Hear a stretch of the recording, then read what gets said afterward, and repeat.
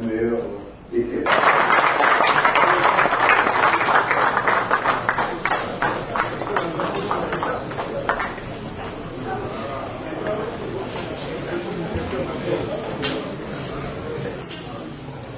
Merci, messieurs du Collège des présidents du collectif. Je suis Ernest Blanchard-Dimi. Je pose la question pour le compte du journal Le Patriote. La première question est celle de savoir où sont les autres membres du Collège des présidents du collectif, parce que, à ma connaissance, il y a en réalité 13 partis qui composent ce collège, et aujourd'hui, au Présidium, je ne vois que 4 responsables des partis ou des plateformes politiques. La deuxième question est celle de savoir si le collège des présidents du collectif est sûr par rapport au rythme où vont les choses que le gouvernement, qui a refusé d'organiser jusqu'alors le dialogue dans le sens voulu par ce collectif, va enfin entendre l'appel au report de l'élection présidentielle avec toute la suite qui est proposée. La troisième question, quelle est la consigne que le collectif donne aux citoyens congolais de manière générale, sinon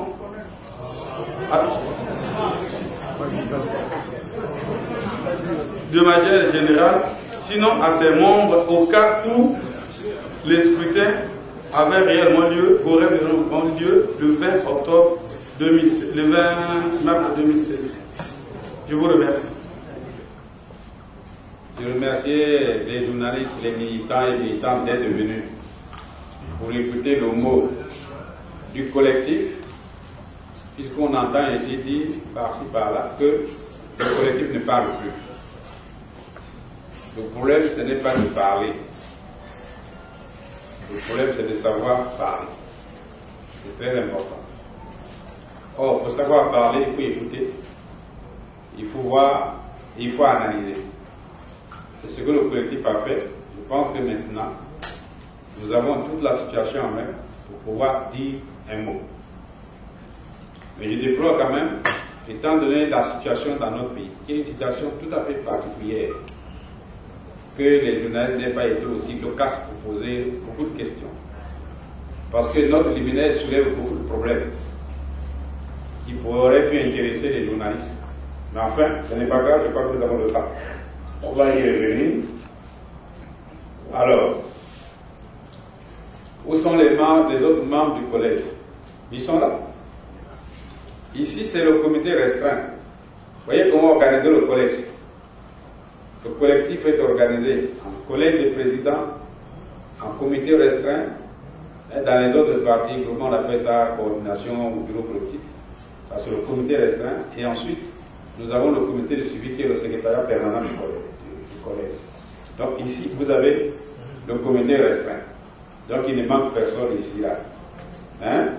Sauf ceux qui, pour des raisons objectives, ont été pris, qui se sont excusés. Donc il n'y a aucun problème. Si vous pensez qu'il y a une crise au collectif, il n'y a aucune crise au collectif. Bien. Alors, est-ce que le collège est sûr que le gouvernement peut entendre ce qu'il vient de dire, alors que... Mais, nous pensons toujours que dans un pays comme le nôtre, il faut tout faire pour que la sagesse l'emporte sur l'entêtement et sur l'irresponsabilité. La proposition que nous faisons est une proposition de sagesse et de responsabilité parce que notre pays connaît une crise très grave et au bord du gouffre. Nous voulons éviter qu'il ne tombe dans ce gouffre. Et s'il tombe dans le gouffre, alors la situation sera beaucoup plus grave que ça. Vous savez très bien ce qui est arrivé dans ce pays. Nous sommes un pays qui a connu des guerres civiles à répétition. Nous sommes un pays où les violences politiques n'ont jamais disparu et que les élections ont toujours été la cause des violences, la cause des déchirements et tout ça. Les élections mal organisées. Comment faire pour mettre fin à ces violences, à ces déchirements? Pour mettre fin à ces violences et déchirements, il n'y a qu'une seule voie, c'est de bien organiser les élections. Or, dans notre pays, rappelez-vous Evo, rappelez-vous Donizy, rappelez-vous Sibiti, tout est toujours fait par le pouvoir et pour le pouvoir. Or, notre pays n'est pas composé seulement du pouvoir, notre pays est composé de plusieurs personnalités, de plusieurs clivages politiques. Il y a le pouvoir, il y a l'opposition. Le pouvoir prétend représenter une frange partie de la population congolaise, comme l'opposition également prétend représenter une grande partie de la population congolaise. Pour ne pas dire la majorité de la population congolaise se reconnaît à travers l'opposition, parce que l'opposition, c'est là où on recherche la paix. Parce que tous les actes posés par le pouvoir ne visent qu'à créer des violences dans le pays, alors que nos propositions ne visent que la paix. Voilà pourquoi, en faisant ces propositions, nous voulons montrer que nous sommes des hommes de paix, nous ne sommes pas des violents.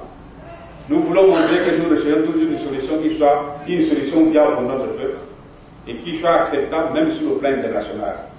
Or, pour ça, il faut que les gens reviennent à la sagesse pour dire, mais le gouvernement, si c'est composé d'hommes d'État, or, tout homme d'État, dans sa tête, n'a qu'une préoccupation, c'est l'intérêt national. L'intérêt national commande aujourd'hui que tout le monde entende raison.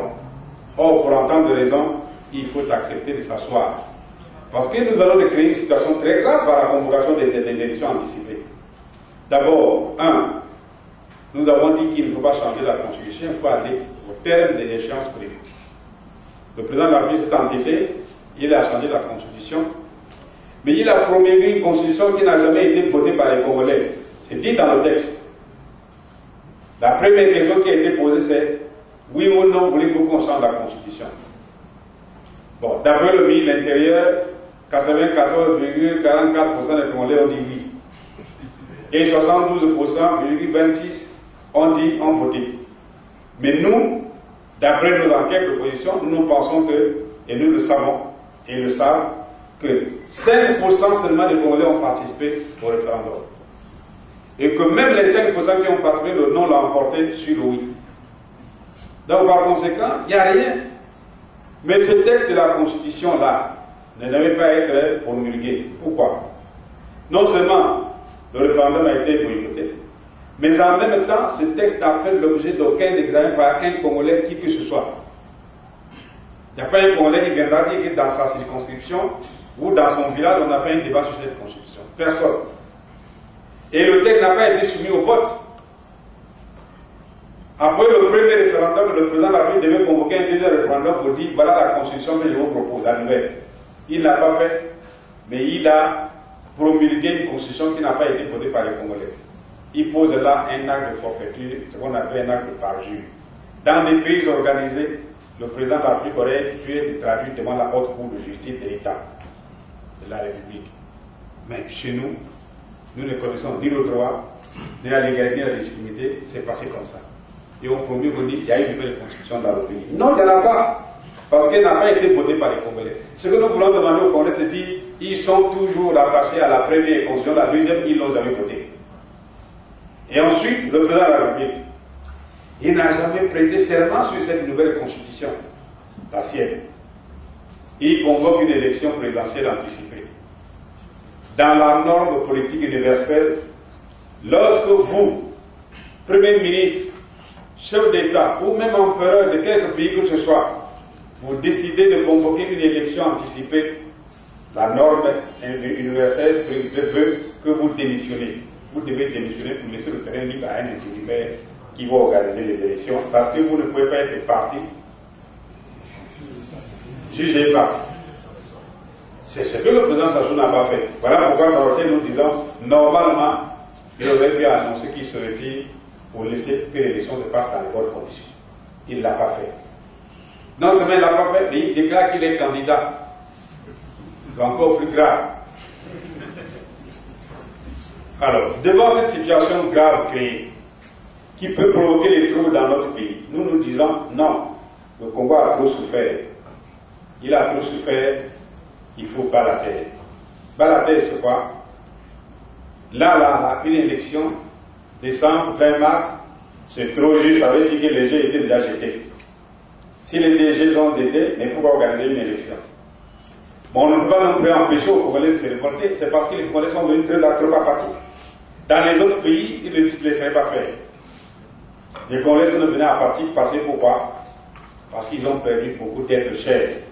Les guerres civiles, les accidents, les catastrophes, etc. Les Congolais pensent que, finalement, cette politique-là ne fait que tuer les Congolais. Voilà pourquoi ils sont devenus vraiment apathiques. Et nous disons, alors, devant cette situation, mais que le gouvernement entende raison, qu'il revienne à la sagesse pour dire, ah oui, nous pensons que l'opposition fait preuve de sagesse, il faut qu'on s'asseye et on va regarder. Et c'est la raison pour laquelle nous proposons un concordat. Le concordat, c'est un accord politique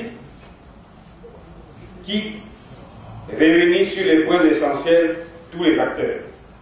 On dit, ok, ça a existé dans l'histoire, nous sommes d'accord avec ça, asseyons-nous. Puisqu'il y a deux constitutions dans le pays, laquelle va être privilégiée? Aucune.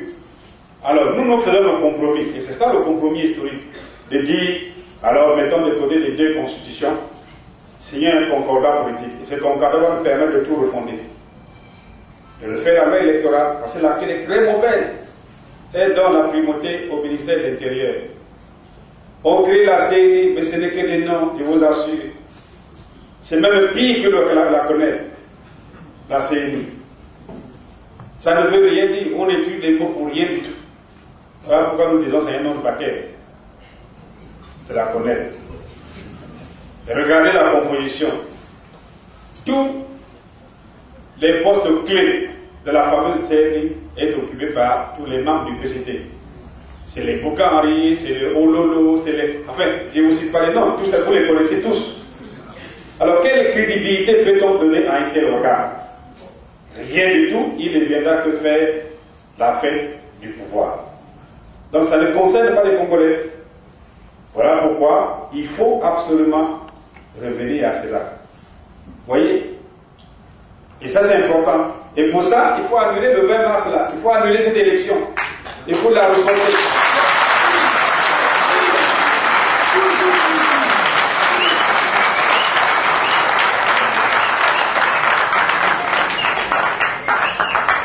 Comme ça, si elle a annulé, eh bien, disons, puisqu'elle a annulé, asseyons-nous à discuter. Ça ne coûte rien d'annuler ça. Annulons, asseyons-nous et on discute. C'est la classe politique. Ce n'est pas l'affaire des petits individus qui mettent en avant leurs intérêts personnels. Ce n'est pas une question d'intérêt personnel. Devant l'intérêt de la nation, il n'y a pas d'intérêt personnel. Voilà. C'est la nation. Donc, quel conseil nous avons donné à notre peuple devant le vote du 20 mars?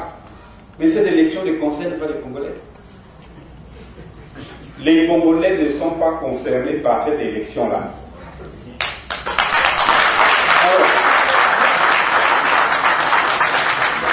Ils ne sont pas concernés, ils ne sont pas écoutés, qu'est-ce qu'ils font? Moi, je ne me sens pas concerné. Vous croyez que je vais mettre mon doigt au feu? Non. Et alors, la question ne se pose même pas. Ça va de soi. Je ne suis pas concerné, je ne regarde pas ce que tu fais. Malgré ce qu'on fait dans la rue, les rues de la ville, on met les banderoles, l'association, Denis Sassou Nguesso, on met les barres. Mais non, chers amis. C'est pas comme ça qu'on construit un pays. Il faut écouter les autres. Vous voyez, moi j'ai suivi ce matin l'ouverture de la foire de l'agriculture en France. Quand le président Hollande arrive, alors les agriculteurs, chacun vient dire, hein, on vient sur lui, non, la politique est mauvaise, tout ça. Mais lui, il ne s'est pas fâché, hein. Vous pouvez être sûr qu'il a tout enregistré. Et après, il va revenir le gouvernement pour dire, ah, vous avez entendu les autres là-bas, ils ont dit que c'était mauvais là. Qu'est-ce qu'on va faire? Mais dans ce pays, faisons ça. Faisons ça. Nous avons dit que l'élection est mauvaise. Elle est illégitime, elle est illégale. Mais pourquoi ne pas entendre les autres? Le peuple dit, c'est pas ça, et on arrête.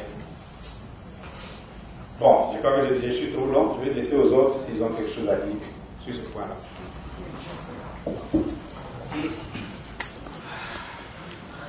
Alors, je pense que M. Nimi aime beaucoup le collectif et je suis heureux pour nous et pour lui quand il s'interroge sur la non-présence ici de certains dirigeants du collectif.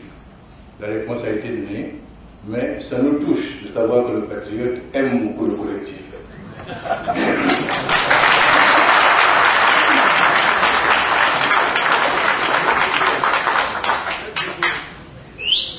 Alors, M. Diminuit dit aussi que vous avez, en son temps, demandé des choses qui n'ont pas été entendues par le pouvoir. Est-ce que cette fois-ci, ce pouvoir va vous écouter pour reporter cette élection? Mathias a expliqué des raisons de bon sens qui sont à l'origine de notre déclaration. Nous pensons qu'il y a dans la vie des instants où la surdité, elle est criminelle. Quand il s'agit de quelqu'un qui est sourd parce qu'il ne veut pas entendre. Nous avons, mais c'était déjà ici, dans cette salle, dit en son temps, méfions-nous, évitons de faire des choses à la va-vite. Il se profile à l'horizon des changements de constitution, ça peut être porteur de dégâts, de morts d'hommes, etc. Je me souviens que certains journalistes nous disaient, mais ce n'est pas vrai. D'abord, le pouvoir n'envisage pas ce genre de choses. Personne n'a parlé de constitution. En tout cas, pas le président, il n'a pas parlé du changement de la constitution. Puis on nous a dit, mais si même on en parlait, le président n'a jamais dit qu'il serait candidat, etc. Tout cela a été dit ici. Je pense que c'est pas le seul.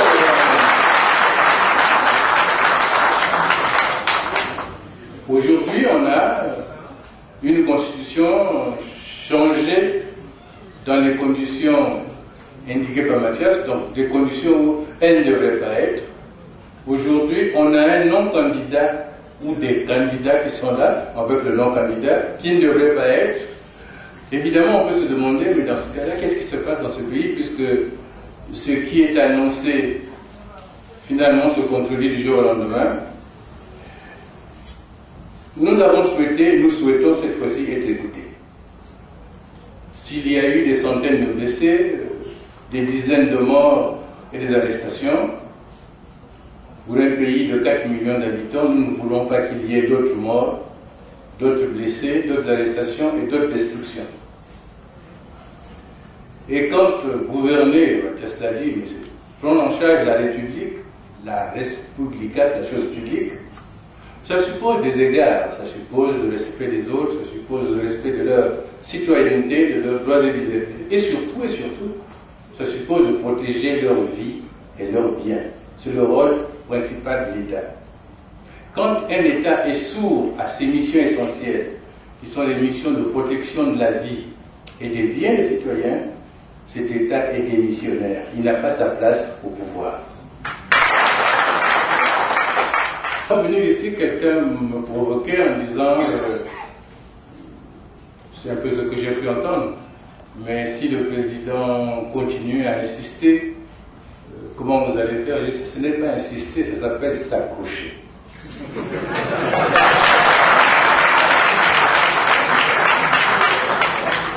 Parce que la différence est grande. Hein? En général, on s'accroche quand on est un peu désespéré, on prend un peu n'importe quoi. Là, vraiment, choisir le pari d'une disparition du pays par des nouvelles guerres, par des nouvelles destructions, ce n'est pas insister. C'est grave. Et nous pensons que, aussi bien pour nous qui avons refusé d'accompagner le président dans cette affaire de constitution, ou pire dans cette élection, nous pensons que la solution de sagesse, c'est effectivement de s'asseoir. Mais vous savez très bien que la révision des listes n'a pas été bien faite. Vous savez très bien que le président de la CNI, il ressemble étrangement au président de la CONED.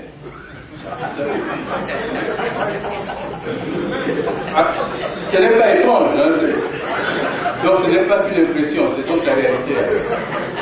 Mais je pense que ce n'est pas que lui, il semble que son vice-président soit pareil ou d'autres, enfin.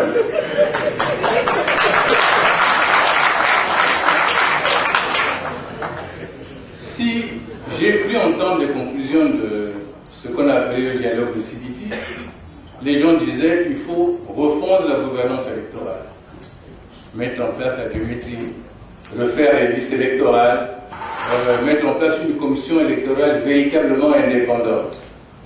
Et qu'est-ce qu'on nous sert? On prend les mêmes et on recommence. Alors, on ne peut pas se mentir à soi-même à ce point. Moi, j'avais l'impression que c'était des gens différents, c'est pour ça que j'ai dit étrangement, mais puisque vous dites que c'est les mêmes, je suis donc en droit de conclure qu'on prend les mêmes, on recommence, sans doute pour faire la même chose. Alors dans ces conditions, je crois qu'il essaye de s'asseoir. De s'asseoir pour proposer au Congo, en effet, une voie de sortie. Imaginez que quelqu'un se dise au sortir du 20 mars, je suis élu au premier tour, et qu'il y en ait 2 ou 3 qui disent, vous êtes un menteur, vous n'êtes pas élu au premier tour. Qu'est-ce qui va se passer? Il va y avoir des contestations, des affrontements, et j'espère en ce moment-là que mon cher Khalid Jimmy ne sera pas à un endroit où ça chauffe.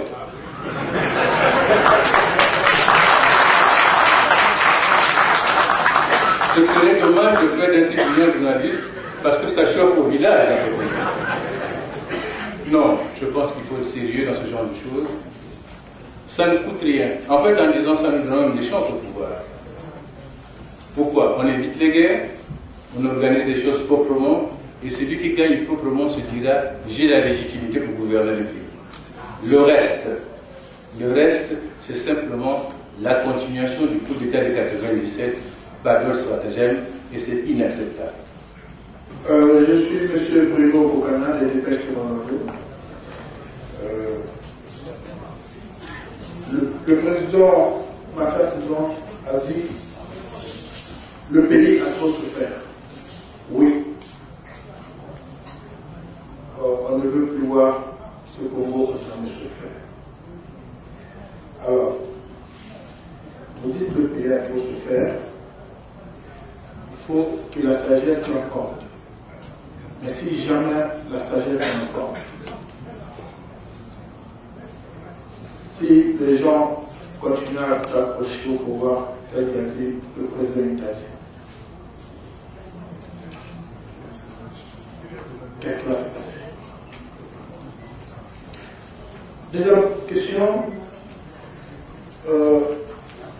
le collectif a proposé le concordant. Un concordant. Un concordant, excusez-moi. Alors, là aussi, si jamais ça marche, quelle démarche allez-vous entreprendre?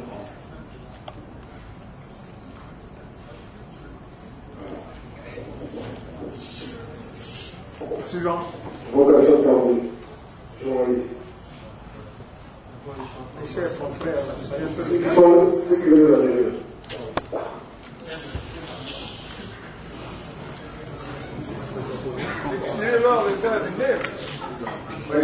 C'est Blaise Constant de Radio Niger. Pardon, l'organe de Radio Niger.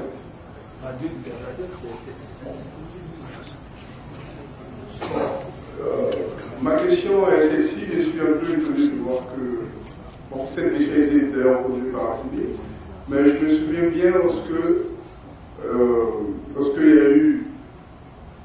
vous vous êtes battu pour que ce référendum ne soit pas organisé. Et aujourd'hui, je vois nombre de vos collègues qui sont candidats à l'élection présidentielle. Est-ce que vous avez un mot sur ça? Bien. Mais nous voyons que même les journalistes ont peur.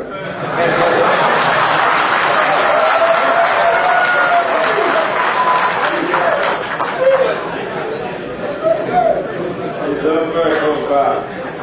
Bon. Les dépêches. Oui. Mais si rien ne se passe, si les gens ne viennent pas à la sagesse, qu'est-ce qui se passe? Mais ça a eu de répondre. Ils répondront du manque de la sagesse. Vous voyez, vous avez un enfant qui fait des bêtises tous les jours. Malgré tout ce que vous dites, il fait toujours. Il veut toujours jouer avec le feu. Vous lui dites non, le feu ça brûle. Il fait toujours. Après, un jour il va se donner. C'est pas vrai?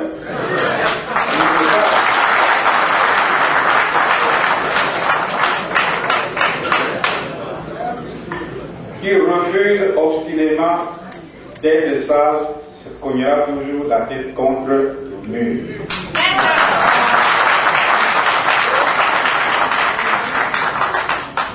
Bien. Alors, le concordat que nous proposons. Mais c'est ça. Nous avons dit, nous avons réfléchi. Nous pensons que les autres réfléchissent aussi. Nous avons dit, bon, le pays, il y a une constitution qu'on a abolie, alors que les Congolais n'ont pas refusé. Il y a une nouvelle qu'on a promulguée, alors que les Congolais n'ont jamais voté. Il y a un problème dans le pays. Il y a coexistence de deux constitutions. Je ne sais pas, j'aimerais bien être à la place du président Sassou, être assis entre deux constitutions et président de la République, c'est très grave. Je ne sais pas comment il fait. Mais nous avons réfléchi en disant, alors évitons-lui la souffrance. Évitons ça. Alors, mettons-nous d'accord. Parce que tout accord politique est toujours au-dessus de toutes les constitutions. Si la classe politique se retrouve, trouver un accord politique, nous l'avons appelé concordat pour des raisons historiques.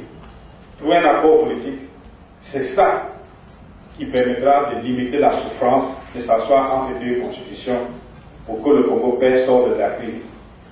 Ça, c'est très important.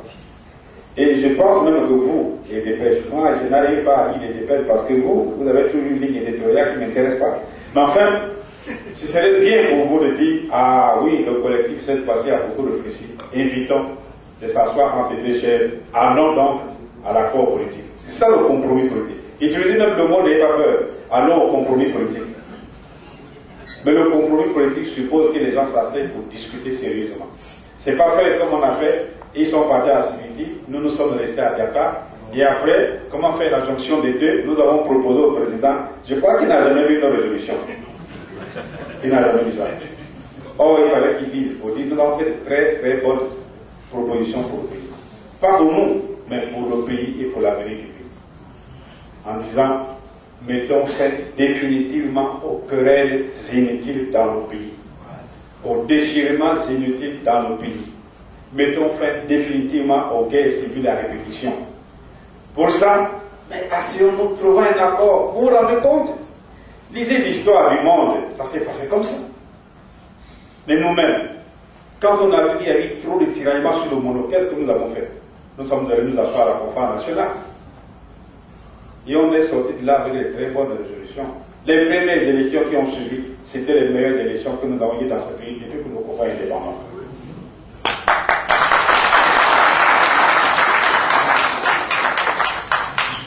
Et alors, pourquoi après une telle expérience, nous ne pouvons pas rééditer et cela? Rééditons, je ne dis pas qu'il faut aller à la conférence nationale. Non, ici c'est pour trouver une solution de sortie. Une solution de sortie pour dire, il y a une crise politique, sortons de cette crise politique-là. Et je vous ai dit, c'est grave parce qu'il va s'ajouter la crise économique. N'oubliez pas que le pétrole ça a baissé. Le baril évolue entre 30 et 33 $ aujourd'hui, mais avec une production qui est descendue en dessous de 100 millions de barils par an, quelles sont les recettes du Congo? On va sortir cette année avec moins de 2000 milliards de francs CFA de recettes totales, c'est-à-dire pétrole, impôts et douanes compris. Pourquoi? Mais parce que le Congo n'a pas une politique économique qui lui permet de trouver des solutions qui permettent de supplier à la carence du pétrole en raison de la baisse du prix. Alors, comment est-ce qu'on va vivre ça? Vous-même, il y a beaucoup de fonctionnaires ici. Quand vous ne serez plus payés, les retraités qui ne sont pas payés depuis le mois de janvier, qu'est-ce qui va se passer? L'absence de médicaments dans les hôpitaux. Aujourd'hui, quand vous rentrez, le lendemain, vous mourrez. Parce que les parties techniques sont insuffisants, ne peuvent pas vous permettre de sauver quelqu'un. La situation est grave, mes frères. Regardez, maintenant aujourd'hui, je sais pas si c'est le groupe qui marche, l'électricité est devenue quelque chose de très grave. Moi, je vois le président qui pose les premières pierres des hôpitaux généraux dans le département du Congo, mais ça va fonctionner comment? Ce sera un département vide qu'on va laisser là. Donc la mortalité va continuer à s'accroître. Donc il y a une situation grave, il y a une situation politique. il y a une crise politique, économique, une crise financière. Il faut absolument trouver des solutions pour éradiquer ces ensembles de crises-là. Et ça suppose qu'on ne sait pas. Mais chacun tire là-bas, vous ne trouverez jamais la solution. Jamais vous ne trouverez la solution. Il faut qu'on s'entende bien. C'est ça le problème d'aujourd'hui. Il faut qu'on s'entende bien. Il faut qu'on s'entende bien. Et les dépêches, écrivez ça. N'allez pas seulement écrire des histoires orales, non. Dites que le pays est au bord de l'explosion, président de la République. C'est lui qui a la responsabilité. Parce être président, c'est ça. Tu as la responsabilité devant le peuple, devant le monde, pour dire, ah, si ça arrive, c'est donc tel. Alors, trouvons la solution idoine. Mais nous faisons des ouvriers de proposition. C'est pour ça que nous proposons, pour ça, asseyons-nous. Asseyons-nous pour trouver la bonne porte de sortie. Et la bonne porte de sortie, c'est l'accord politique, qui nous permettra. Et pour ça, cet accord politique-là, le 20 mars, c'est très mauvais mois. D'ailleurs, vous savez très bien, le mois de mars, le mois noir du Congo. Vous savez ça, non? J'ai vu quelque part quelqu'un qui a rappelé les nombreuses dates sombres du mois de mars. Alors, évitons le mois de mars. Asseyons-nous et trouvons le meilleur mois qui permettra que tout le monde vienne vivre.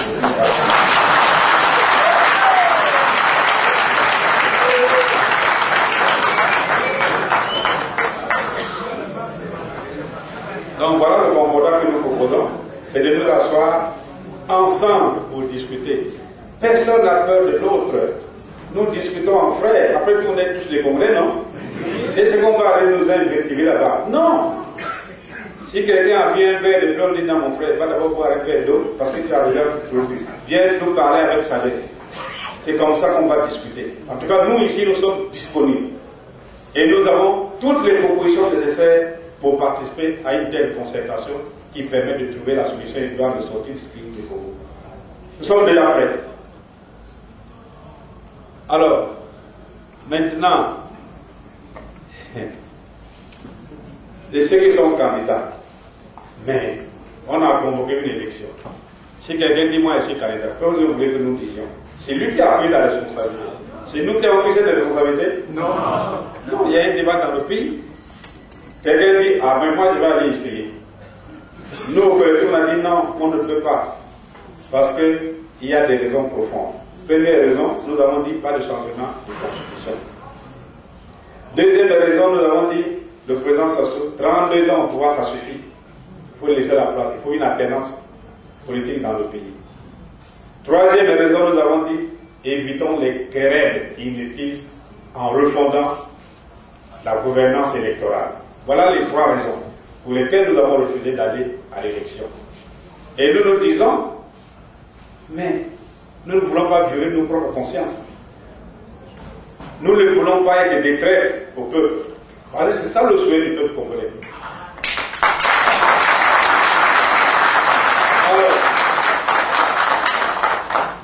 Alors, nous restons nous-mêmes, on dit non, nous sommes très respectueux de notre peuple, on ne peut pas aller dans cette élection parce que ça pose trop de problèmes. Maintenant, si un Congolais dit, mais moi je vais partir, c'est pas grave, c'est pas à nous de juger. Vous voyez, c'est pas à nous de juger. Pourquoi il est parti, pourquoi il n'est pas parti. Non. La décision, vous pouvez être opposant, vous pouvez être la majorité, vous pouvez être n'importe qui, vous dites, il y a même des candidats de complaisance. Ça, c'est son problème. Ce n'est pas notre problème. D'accord? Voilà, chers amis.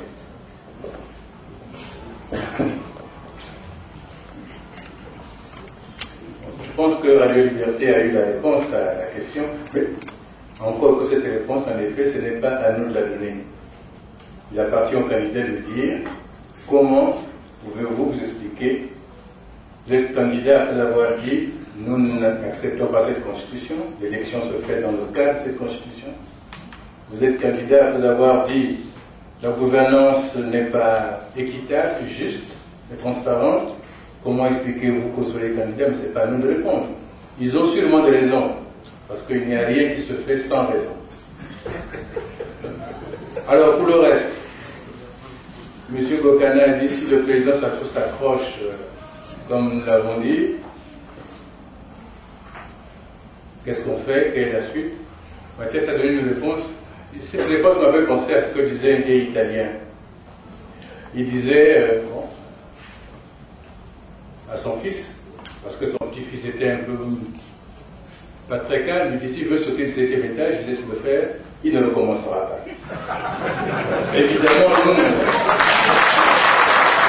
Je crois que nous avons fini, que les choses sont très claires, chacun de nous part ici la tête pleine, mais en même temps l'esprit debout, pour dire ah, notre pays est en danger, il faut que nous soyons toujours debout et vigilants. Laissons mobiliser, parce qu'on peut nous appeler à tout moment à l'action militante. Vous avez compris? Bien.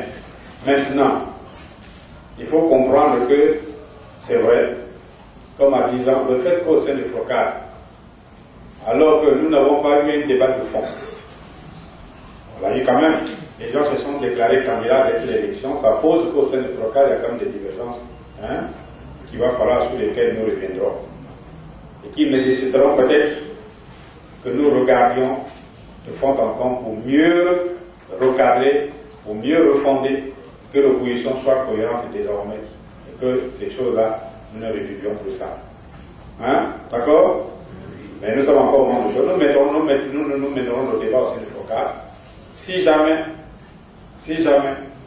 la situation est désespérée, mais nous ne perdrons pas notre position, certainement que nous laisserons un mouvement aussi pour refonder l'opposition et qu'elle soit toujours forte. Bien. Alors, soyons donc responsables.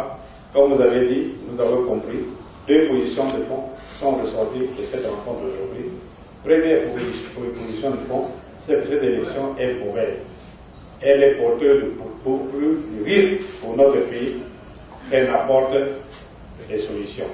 Donc, elle doit être reportée sine die. Deuxième proposition, le pays est en crise. Et pour l'éviter de s'enfoncer davantage dans le gouffre qui le guette, alors il faut un compromis politique. Ce compromis politique, c'est ce que nous avons appelé le concordat. Il faut que la classe politique s'asseye pour mieux refonder la gouvernance électorale et aller à une véritable élection présidentielle libre, indépendante et transparente. Vous avez compris? Voilà les 2 positions de fond. Nous lançons un appel pour cela. Il faut que le gouvernement comprenne que le président soit en temps d'avoir la raison pour que nous soyons là. Sinon, notre pays est exposé à des explosions inattendues qui peuvent produire de nombreuses casses matérielles et humaines. Or, les Congolais ont trop souffert, ils n'en voudront plus. Elles n'en veulent plus. Il y a une chose que nous avons signalée dans le texte qui n'a pas attiré l'attention des journalistes. C'est cet état de siège de fait que nous sommes en train de vivre. Et regardez à travers le pays. Nous sommes des témoins vivants. Comment le développement militaire, jamais dans notre pays on a vu ça. Les militaires sont partout. À Brazzaville, la nuit, vous ne pouvez pas vous balader. Et ça met tout le monde dans la peur. Est-ce que c'est dans la peur qu'on peut construire un pays? Alors, il faut que tout ça cesse. Et le compromis politique que nous proposons vise également à enlever les facteurs de peur. Que cet état de siège cesse. Que cet état de siège cesse. Et que ces nombreux militaires et miliciens, mercenaires qu'on a mis ici et là, soient rentrés dans leur caserne, que les mercenaires quittent notre pays, les milices soient dissous et l'armée retourne dans ses casernes pour faire prendre ses fonctions républicaines. Par ailleurs, on ne peut pas faire la politique dans l'intimidation permanente. Vous voyez, nous sommes devant vous, responsables du collectif, mais là tous, on est interdit de mouvement. On ne peut pas quitter Brazzaville. Aller à Pointe-Noire, c'est interdit. Aller dans n'importe quel pays, quelle ville du pays, c'est interdit. Nous ne pouvons pas sortir du Congo. Quel est le crime qu'on nous reporte? D'avoir des positions politiques? Ce n'est pas sérieux. Dans un pays organisé, on ne peut pas faire ça. Il faut que ces mesures, que nous avons appelées les mesures liberticides, soient levées immédiatement. Et nous pensons que si elles ne sont pas levées, alors nous prendrons les dispositions nécessaires pour attaquer ces mesures sur le plan juridique et sur tous les autres plans possibles. Nous avons informé la communauté internationale sur ça, il faut que cela s'arrête. Donc voilà le fond des positions que nous défendons. Soyez-en les bouches qui propagent ces positions-là, que la voix du collectif a dit ça. Maintenant, dans les jours à venir, puisque nous connaissons la situation du pays, des évolutions permettront peut-être d'arriver, de réviser les positions, alors nous vous aviserons. D'accord? Alors sinon, merci beaucoup. Rentrez chez vous tranquillement, sans casse, sans excès, rien du tout. Rentrez tranquillement, les militants disciplinés pour qu'on sache que, effectivement, la discipline du côté du collectif, la salle du côté collectif, et la ligne politique est juste du côté du collectif. Voilà, merci chers amis.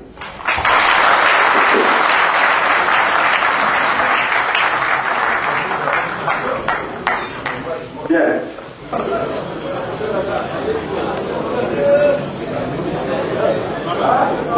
Gilbert, j'attends.